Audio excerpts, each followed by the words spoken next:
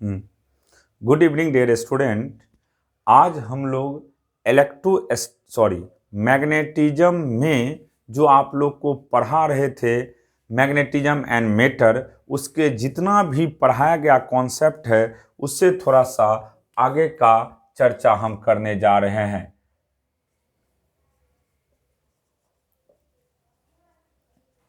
Magnetism and matter,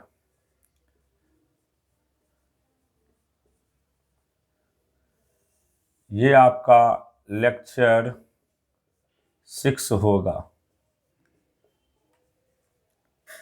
12th batch के लिए। देखिए, एक रिलेशन है जो कि पिछले साल नीट में पूछ चुका है, प्रूव्ड करने की जरूरत नहीं है। वैसे हमने पिछले वाले बैच में प्रूव भी किए थे, लेकिन आप लोग को प्रूव करने का जरूरत नहीं है। लेकिन उस रिलेशन को आपको याद रखना है। क्या है रिलेशन? तो देखिए, हेडिंग दे रहे हैं, if φ1 and φ2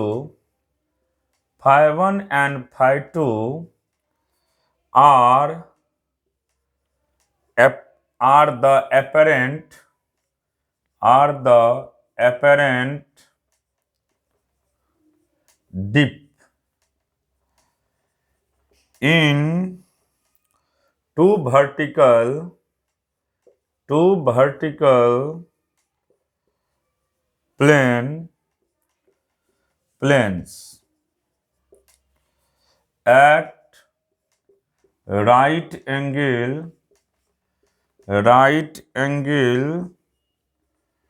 to each other and phi is true angle of dip, then true dip बराबर ट्रू डिप।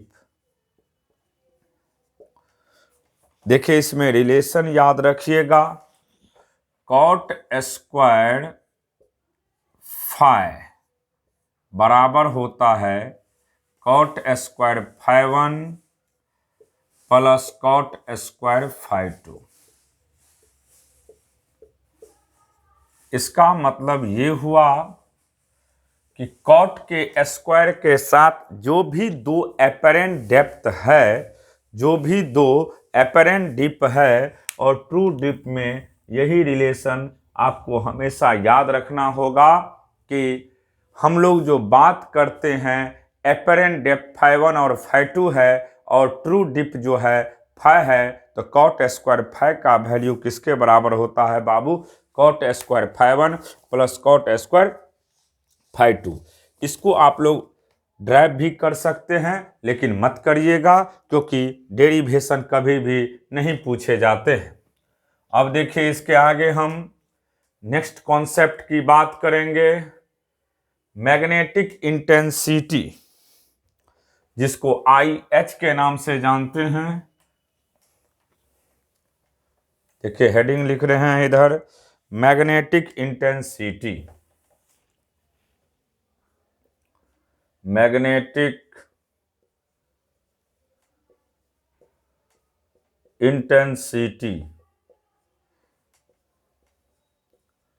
मैग्नेटिक इंटेंसिटी जिसको हम H के नाम से जानते हैं।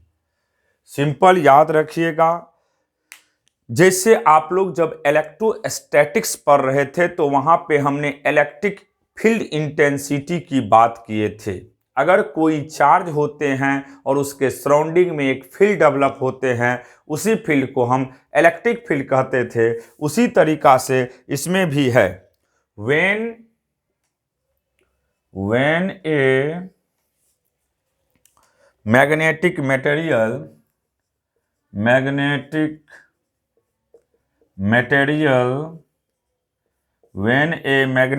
material is placed in a magnetic field, in a magnetic field, in a magnetic field, it becomes, it becomes, it becomes magnetized, magnetized, full stop. The capability, capability, the capability of the magnetic field, of the magnetic field, magnetic field to magnetize, to magnetize of, to magnetize a material, to magnetize a material is expressed, expressed by means, by means of magnetic vector H, magnetic vector H is called magnetic intensity of field, magnetic intensity of field। ये रटने की जरूरत नहीं है, सिर्फ नाम जानिए। हमने लिखे हैं कि अगर किसी मैग्नेटिक मटेरियल को किसी मैग्नेटिक फील्ड में रखते हैं तो वह क्या होता है, मैग्नेटाइज। सिंपल चीज है। अगर किसी भी मैग्नेटिक मटेरियल को हम कहाँ रखेंगे बाबू, मैग्नेटिक फील्ड में, तो वह निश्चित क्या होगा, मैग्नेटाइज होगा। तो जो उसका कैपेबिलिटी है मैग्नेटिक फील्ड को मैग्नेटाइज करने का, उसी को क्या कहते हैं हम लोग, मैग्नेटिक इंटेंसिटी। तो सिंपल याद रखिएगा कि मैग्नेटिक इंटेंसिटी क्या है। अगर किसी मैग्नेटिक फील्ड में किसी मैग्नेटिक मटेरियल को रखते हैं तो वह मैग्नेटाइज होते हैं, और जो कैपेबिलिटी है मैग्नेटिक फील्ड का उस मटेरियल को मैग्नेटाइज करने का, उसी को क्या कहते हैं हम लोग, magnetic intensity. Magnetic intensity clear हो गया। अब देखिए इसमें फार्मूला याद रखना है आप लोग को। मैग्नेटिक इंटेंसिटी को बी का फार्मूला होता है म्यू इंटू एच। बी बराबर क्या होता है, म्यू इंटू एच। बी बराबर म्यू इंटू एच, जहां पे बी मैग्नेटिक इंडक्शन है और म्यू जो है वह परमेबिलिटी ऑफ द मीडियम है, परमेबिलिटी ऑफ द मीडियम है। तो लिख देते हैं यहां पे कौन क्या है, साइड में लिख सकते हो आप लोग।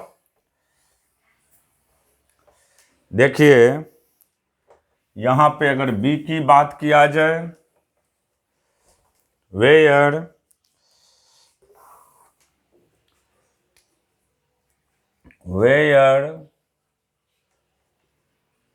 बी बराबर magnetic induction,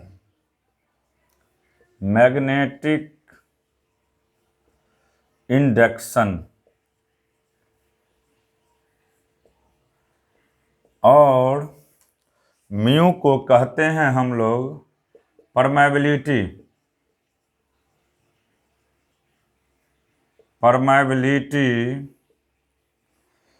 permeability of the medium, of the medium. और याद रखिएगा म्यू का वैल्यू हमेशा म्यू नॉट म्यू आर होता है। जैसे इलेक्ट्रोस्टैटिक्स जब पढ़े थे तो वहाँ पे हम ही पढ़ाए थे एप्सिलॉन का value epsilon not epsilon R होता है, उसी तरीका से म्यू का भी वैल्यू क्या होता है, म्यू नॉट म्यू आर। तो याद रखेंगे बी का वैल्यू हमेशा म्यू इंटू एच होता है और H को किसके नाम से जानते हैं हम लोग? मैग्नेटिक इंटेंसिटी के नाम से। किसके नाम से? मैग्नेटिक इंटेंसिटी के नाम से। अब हम इसके आगे कुछ कॉन्सेप्ट के विषय में अभी बताएंगे। देखिए कॉन्सेप्ट क्या है। Intensity of magnetization. Next point है intensity of magnetization. Intensity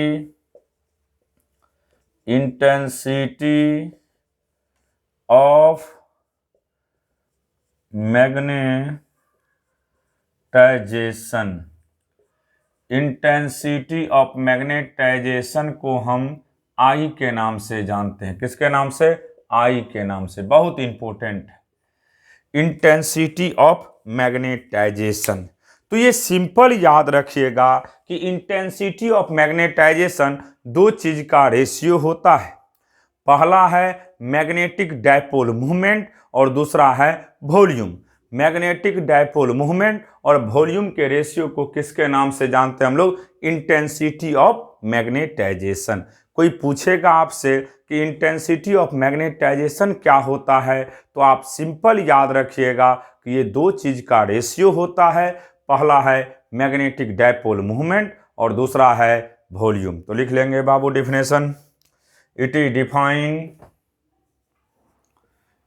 is define as the ratio of magnetic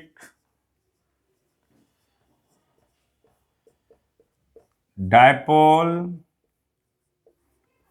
movement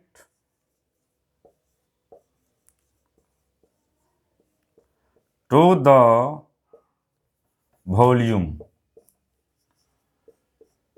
magnetic dipole movement और वॉल्यूम के रेशियो को क्या कहते हैं हम लोग? Intensity of magnetization. Intensity of magnetisation. अब देखिए यहां पे कैसे बनाते हैं। ये एक मैग्नेट है।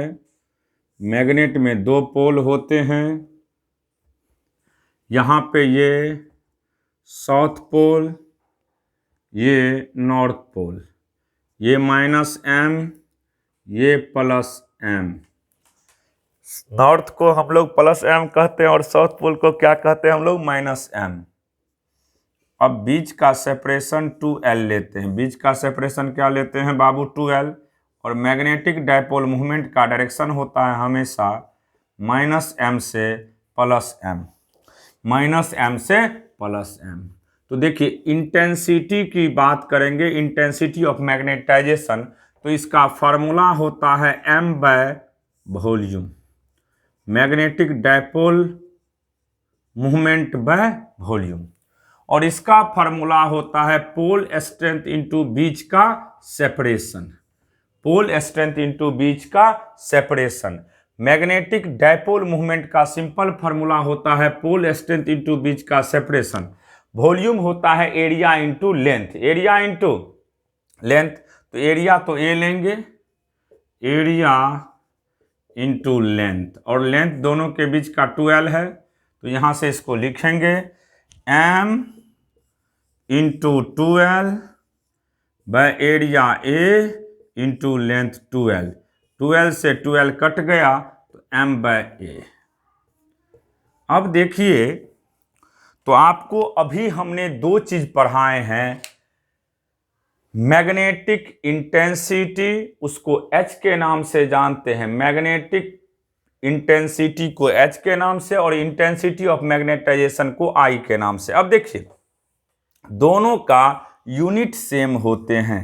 पूछा जाता है यूनिट बोर्ड में, यूनिट ऑफ H, या ऊपर में ही लिख दीजिए H और I, दोनों का यूनिट हमेशा सेम होता है। और ये 12th बोर्ड में बराबर क्वेश्चन पूछता है कि यूनिट क्या होगा।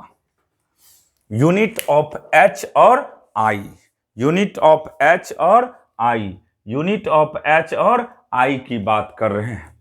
सुनिएगा ध्यान से, आप लोग को रटा चुके हैं हमने पोल स्ट्रेंथ का यूनिट एम्पियर मीटर। क्या होता है? Ampere metre. किसका? पोल स्ट्रेंथ का। तो स्मॉल एम को हम पोल स्ट्रेंथ कहते हैं और इसका यूनिट हमेशा होता है क्या बाबू?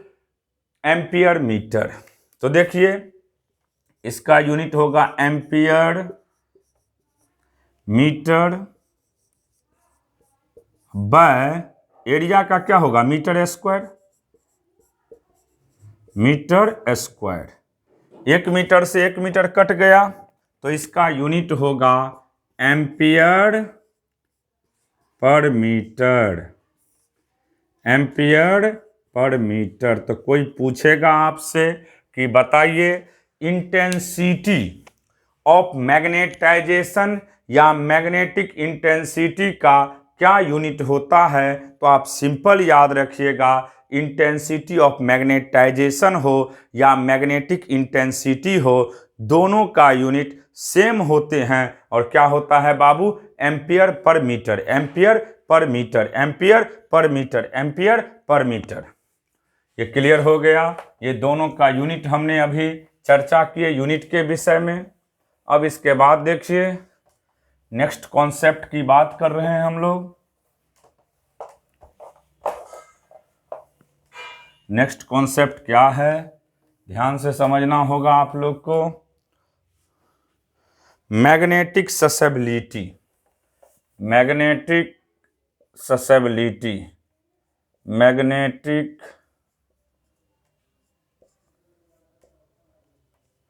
Susceptibility.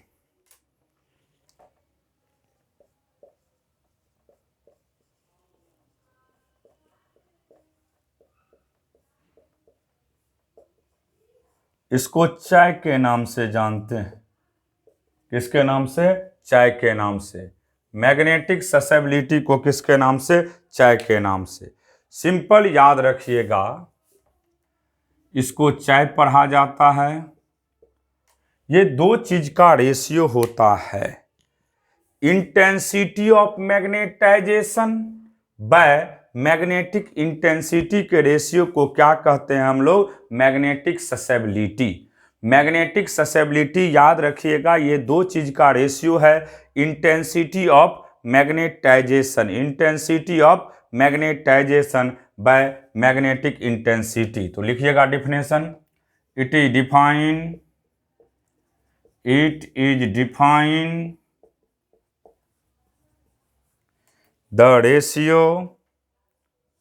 the ratio of the intensity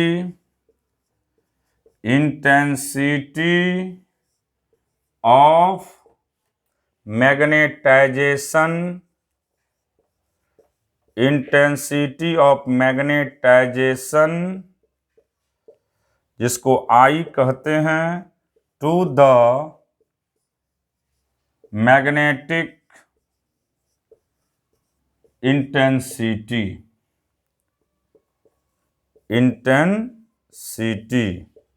जिसको H के नाम से जानते हैं। तो ससेबिलिटी का सिंपल फार्मूला होगा I/H।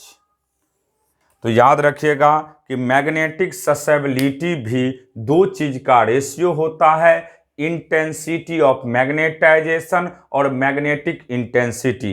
इंटेंसिटी ऑफ मैग्नेटाइजेशन और मैग्नेटिक इंटेंसिटी के रेशियो को किसके नाम से जानते हैं हम लोग? ससेबिलिटी के नाम से, या मैग्नेटिक ससेबिलिटी बोल सकते हैं, जिसको हम लोग चाय के नाम से जानते हैं।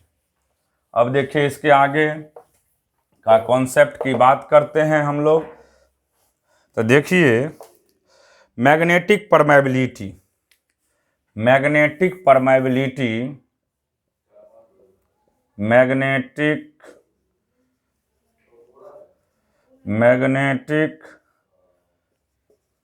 Permeability,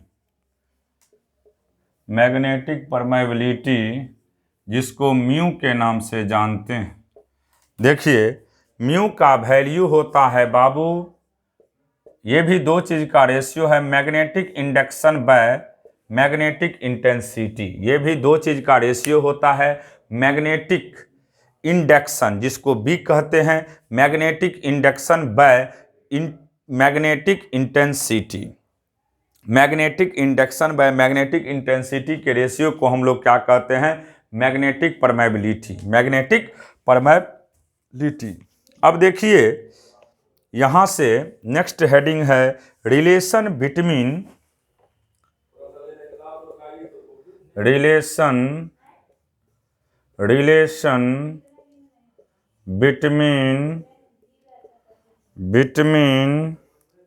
relative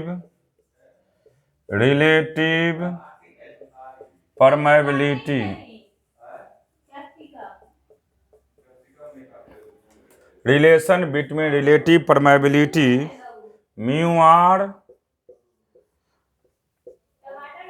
and susceptibility.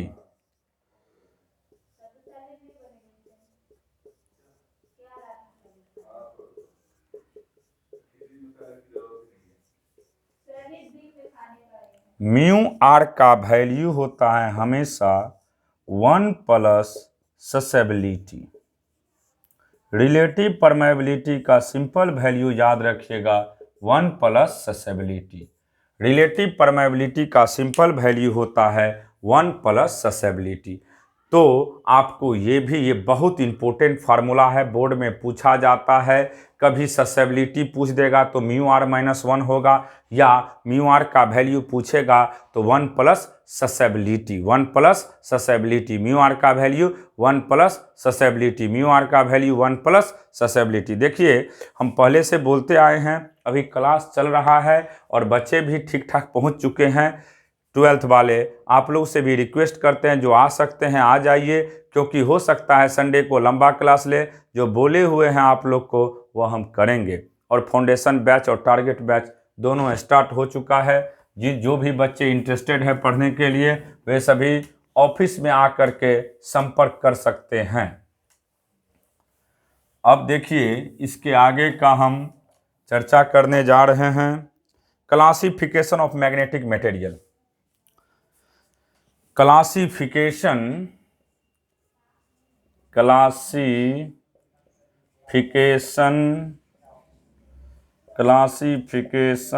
Of magnetic material. Classification of magnetic material. Classification of magnetic material हम बाबू क्लासिफिकेशन कर रहे हैं ऑन द बेसिस, किसके बेसिस पे, तो on the basis of magnetic properties,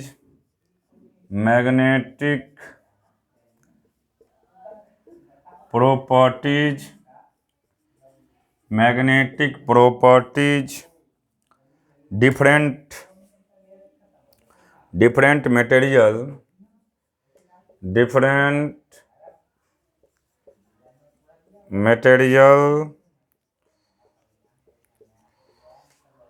have been classified into 3 category.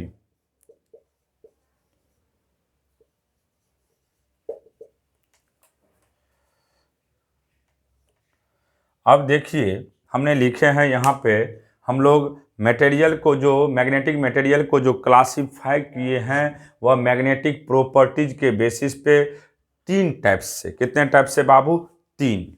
पहला है diamagnetic, दूसरा है पारामैग्नेटिक और तीसरा है फेरोमैग्नेटिक। पहला है डायमैग्नेटिक, दूसरा है पारामैग्नेटिक और तीसरा है फेरोमैग्नेटिक। डायमैग्नेटिक कहते किसको? जैसे आप लोग केमिस्ट्री में पढ़ते होंगे कोऑर्डिनेशन कंपाउंड, तो सर पढ़ाते होंगे डायमैग्नेट के विषय में या डायमैग्नेटिक मटेरियल के विषय में, तो वहाँ पे सर पढ़ाते होंगे जिसके पास पूरा का पूरा भरा हुआ रहेगा, यानी फुल फिल होते हैं ऑक्टेट, उसी को क्या कहते हैं हम लोग, डायमैग्नेटिक। तो यहाँ पे सिंपली होता क्या है कि जब डायमैग्नेटिक मटेरियल को किसी मैग्नेट के पास ले जाया जाता है तो वह क्या होते हैं, ध्यान से सुनिएगा, धीरे धीरे मैग्नेटाइज तो होगा, लेकिन जो ओरिजिनल मैग्नेट का डायरेक्शन है उसके डायरेक्शन का हमेशा इसका डायरेक्शन क्या होता है, अपोजिट होता है। तो देखिए हम पहला जो पार्ट्स पढ़ाने वाले हैं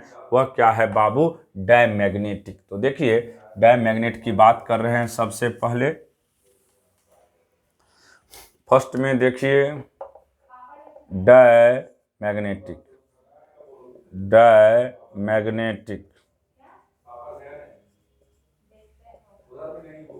diamagnetic, those substance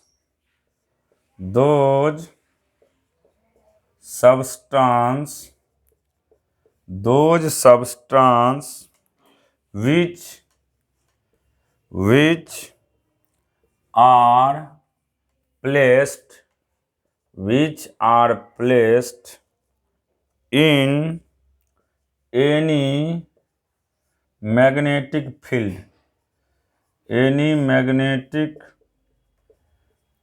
field, get heavily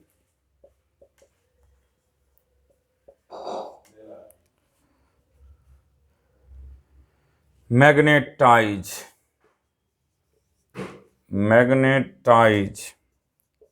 but its direction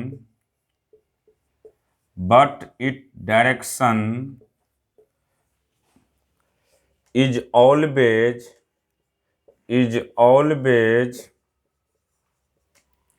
opposite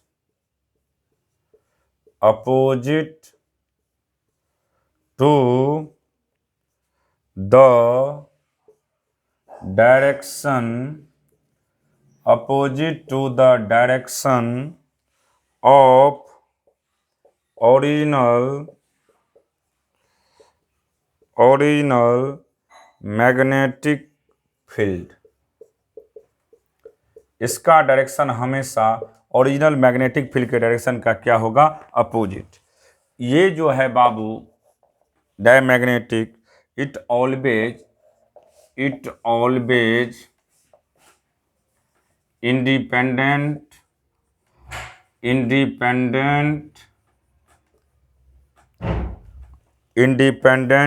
upon the Curie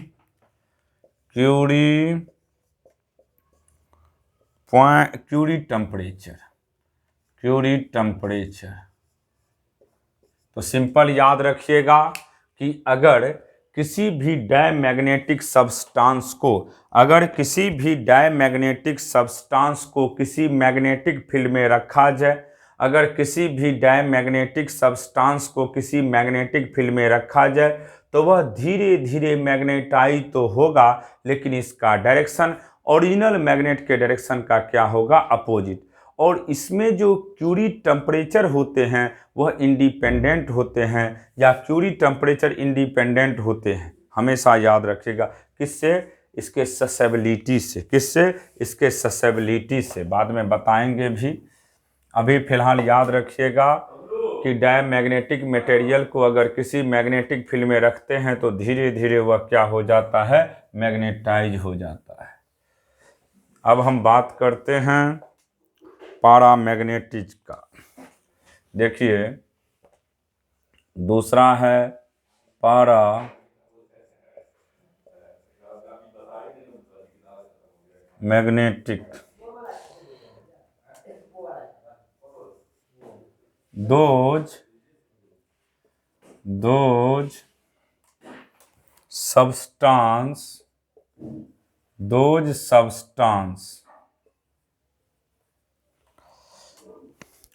placed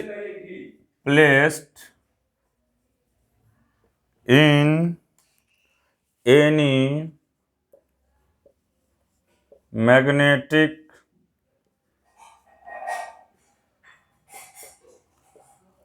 field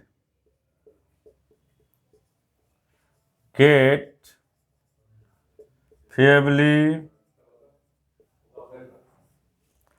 magnetized, but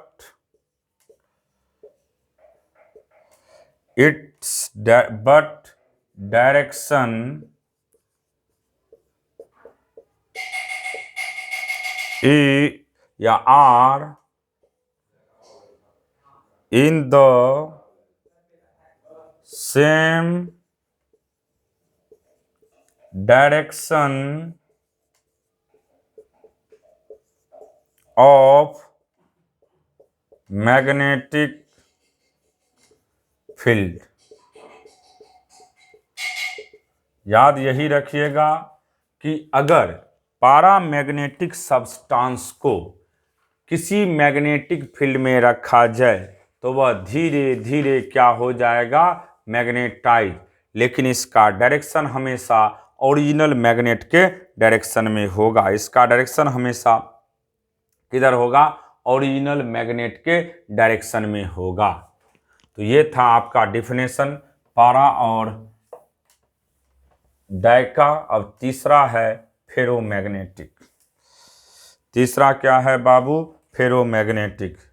तो तीसरा देखिए आप लोग, ferromagnetic.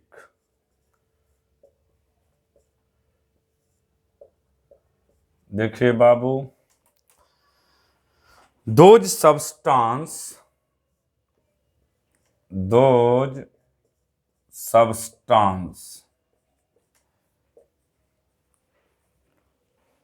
which placed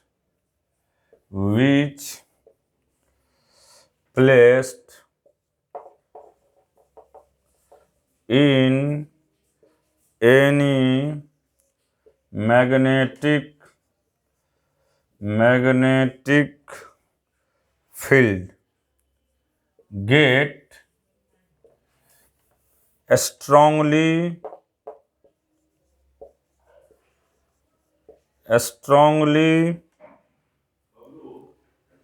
magnetized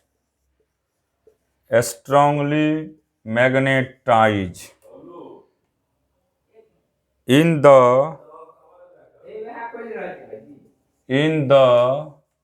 direction of magnetic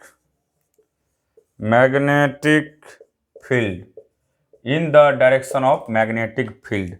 अगर किसी भी मैग्नेटिक मटेरियल को यानी फेरोमैग्नेटिक मटेरियल को किसी मैग्नेटिक फील्ड में रखा जाए तो वह स्ट्रांगली क्या होते हैं, मैग्नेटाइज होते हैं। वह क्या होता है, स्ट्रांगली मैग्नेटाइज।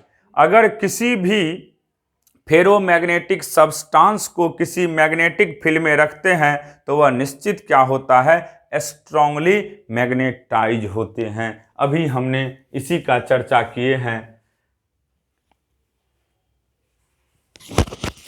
देखिए इसके आगे अभी क्वेश्चन करवाएंगे, आप लोग ध्यान से उसको पढ़िएगा।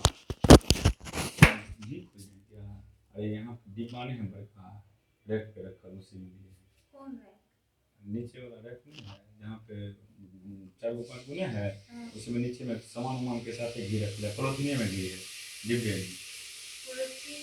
में जिसमें था उसी में पैकेट में देखे ना, उसमें यहाँ पे 5-7 गो डिब्बा होगा। देखिए इसके बाद हम एक क्वेश्चन आप लोग को अभी देंगे।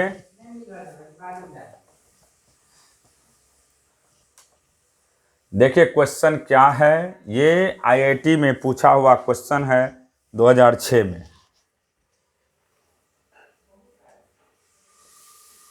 देखिए क्वेश्चन क्या है,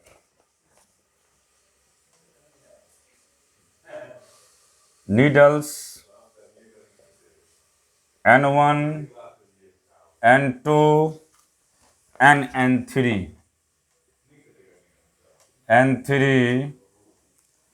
are made of a ferro magnetic paramagnetic and a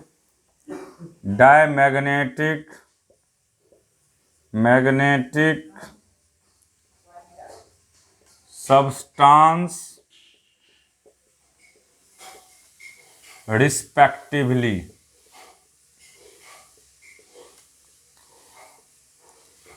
A magnet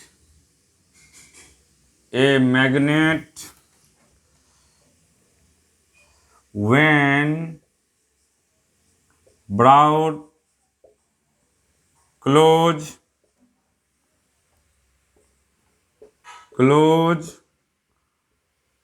to them will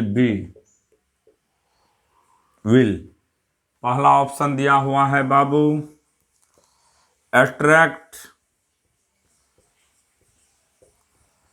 all three of them attract all three of them.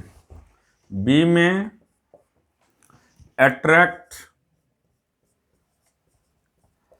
N1 and N2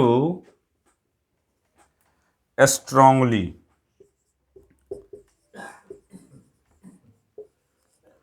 but repel N3। C में attract N1 strongly,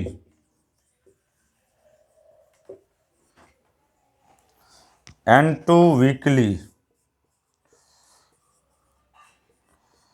and N3 weakly। Last में attract N1 strongly but repel N2 and N3 weakly। देखिए question क्या कर रहा है। Needle N1, N2 and N3 are made of a ferromagnetic, paramagnetic and a diamagnetic substance respectively. A magnet when brought close to them will। तो आप जानते हैं कि ये सिर्फ रिपेल करता है N3 को, N1 को स्ट्रांगली करेगा, N2 को वीकली करेगा और N3 को attract N1 strongly, N2 weekly and N3 weekly and repel N3 and repel N3 weekly and repel N3 weekly. तो सी हो जाएगा। N1 को स्ट्रांगली करेगा, attract N1 strongly, N2 weekly and repel N3 weekly. यही है इसमें relation. अब देखिए एक और डिफिनेशन को अभी हम पढ़ाने वाले हैं, वह डिफिनेशन क्या है ध्यान से समझिएगा। क्यूरी पॉइंट टेम्परेचर, हम बात करेंगे अभी क्यूरी पॉइंट टेम्परेचर के विषय में। क्यूरी पॉइंट टेम्परेचर कहते किसको हैं, बहुत इंपॉर्टेंट कंसेप्ट होता है क्यूरी पॉइंट का, उसी को अभी बताएंगे। तो हेडिंग दीजिएगा सभी लोग, Curie point temperature. Curie point temperature, Curie point temperature बहुत इंपॉर्टेंट है। Curie point temperature, those temperature जिस टेम्परेचर पे फेरोमैग्नेटिक क्या हो जाए, पारामैग्नेटिक। जिस टेम्परेचर पे फेरोमैग्नेटिक सब्सटेंस पैरामैग्नेटिक हो जाते हैं, उसी को क्या कहते हैं हम लोग? Curie point. तो लिखिएगा बाबू, those temperature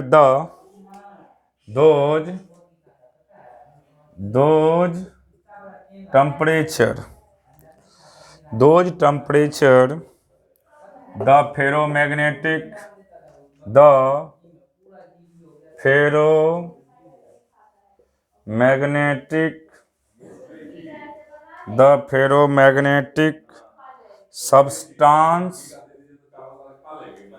substance becomes paramagnetic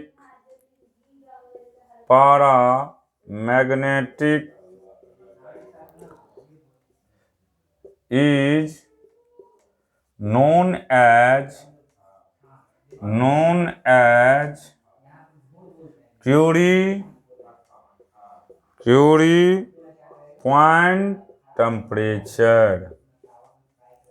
तो सिंपल याद रखिएगा कि क्यूरी पॉइंट टेम्परेचर हम उसको कहते हैं जहां पे फेरोमैग्नेटिक सब्सटेंस बिकम्स क्या हो जाता है?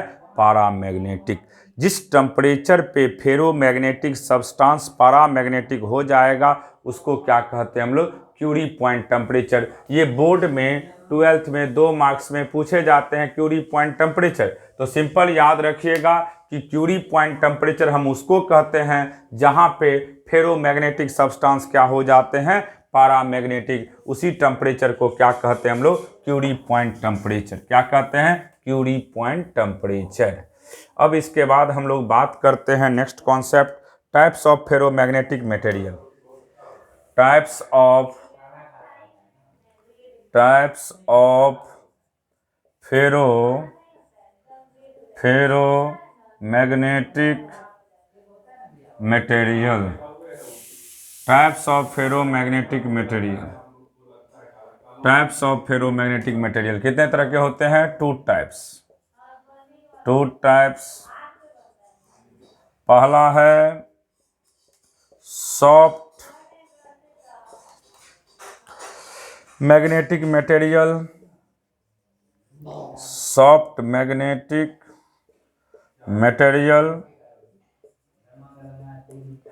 और दूसरा है बाबू हार्ड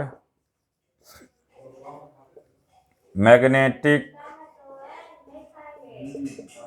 मटेरियल। एक हो गया आपको सॉफ्ट मैग्नेटिक मटेरियल और दूसरा हो गया hard magnetic material. Ferromagnetic material को हम 2 टाइप में डिवाइड किए हैं, एक सॉफ्ट मैग्नेटिक मटेरियल हो गया और दूसरा क्या हो गया बाबू? Hard magnetic material. अब सॉफ्ट कहते किसको हैं और हार्ड किसको कहते हैं, इसको भी समझ लीजिए। तो देखिए, हम पहला बात करते हैं सॉफ्ट का। Soft magnetic material, soft magnetic material, soft magnetic material.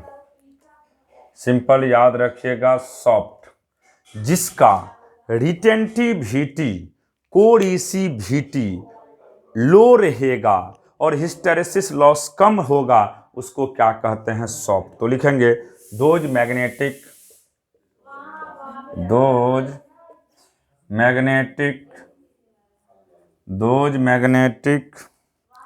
Material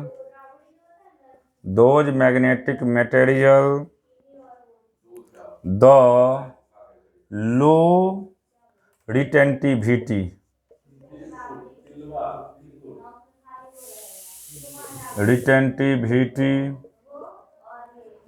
low कोरिसिविटी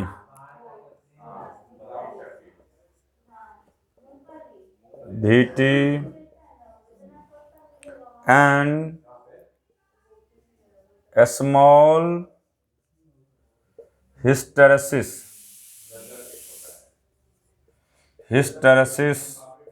loss।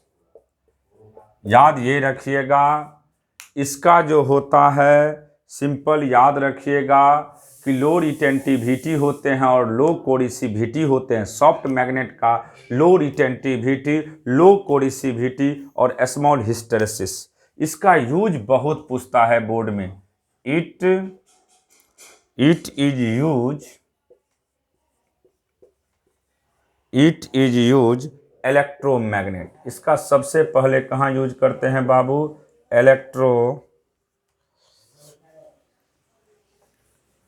Electromagnet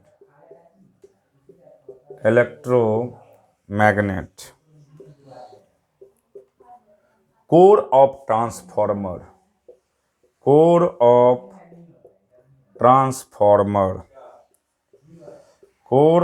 transformer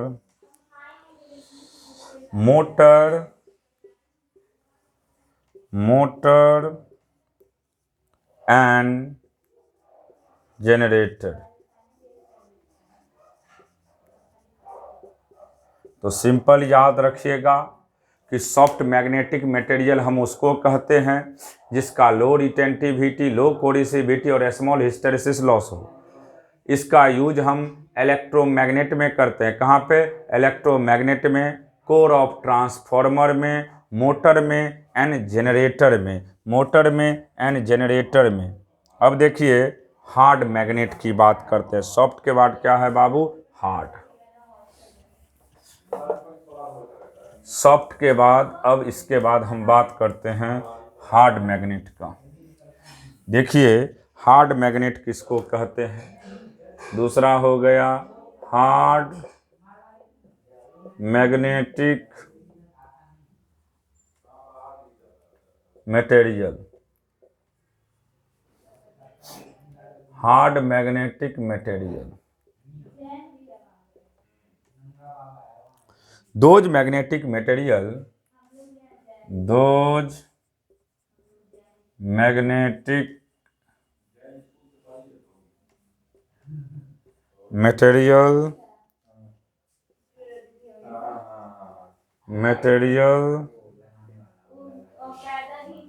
the high retentivity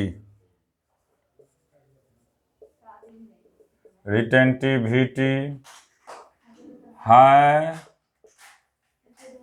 coercivity and large hysteresis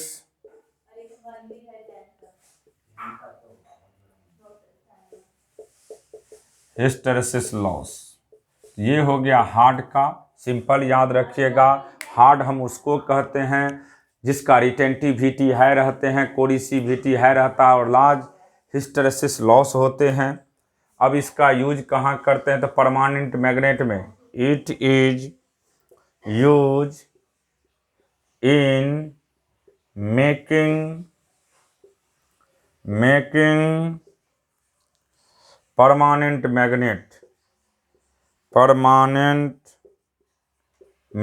तो आज हमने आप लोग को टाइप्स ऑफ मैग्नेटिक मटेरियल 3 तरह के होते हैं। पैराडाई फेरो बताए, उसके बाद क्यूरी पॉइंट बताए कि क्यूरी पॉइंट टेम्परेचर क्या है। जिस टेम्परेचर पे फेरो मैग्नेटिक बिकम्स पैरामैग्नेटिक हो जाते हैं उसको क्यूरी कहते हैं। उसके बाद अभी हमने पढ़ाए थे कि फेरो मैग्नेटिक मटेरियल 2 तरह के होते हैं, एक सॉफ्ट और दूसरा हार्ड। अगर सॉफ्ट की बात करते हैं तो सॉफ्ट का रिटेंटिविटी, कोरिसिविटी और हिस्टेरेसिस लॉस तीनों कम होते हैं, यानी स्मॉलर होते हैं। इसको हम लोग कहाँ यूज करते हैं? पहला इलेक्ट्रोमैग्नेट में। कहाँ पे? इलेक्ट्रोमैग्नेट में, ट्रांसफॉर्मर के कोर में, मोटर में और जनरेटर में। हार्ड मैग्नेट हम उसको कहते हैं जिसका कोरिसिविटी, रिटेंटिविटी और हिस्टेरेसिस लॉस तीनों ज़्यादा होता है, उसको हार्ड कहते हैं। और इसका यूज हम कहाँ करते हैं? परमानेंट मैग्नेट में। परमानेंट मैग्नेट को बनाने में किसका यूज किया जाता है बाबू? हार्ड मैग्नेट का। तो अगले क्लास में हम इसके बाद कल पैराडाई और फेरो का डिफरेंस लिखाएंगे और उसके बाद नेक्स्ट जो क्लास है वह इलेक्ट्रोमैग्नेटिक इंडक्शन का होगा। तो आज के लिए यहीं तक क्लास को हम पढ़ा करके एंड कर रहे हैं। जितना पढ़ाया गया ये बहुत इंपॉर्टेंट है बोर्ड के लिए, इसको ठीक से पढ़ करके रट जाइएगा। ठीक है बाबू।